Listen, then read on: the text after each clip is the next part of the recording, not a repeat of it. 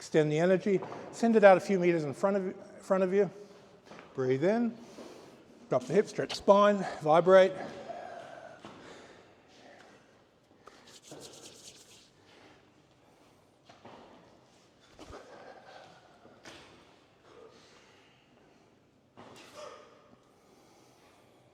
Now, the recovery time is how much energy you gather to let out when you do the drop the hip, stretch spine, fire the force.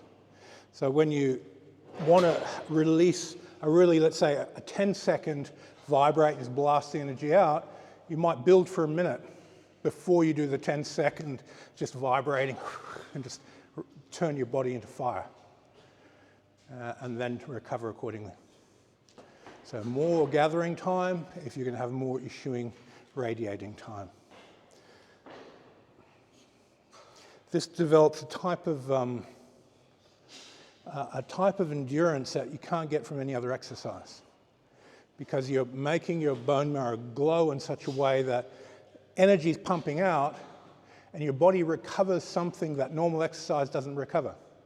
You don't get this from normal exercise. So this recovery process is quite unique. So you're exhausting the gin and recovering the gin. And your body's ability to metabolize life force and convert it into this electrical power amplifies through this exercise.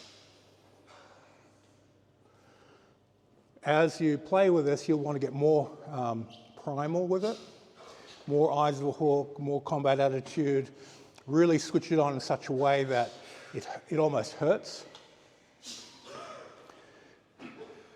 and it'll peak the energy out.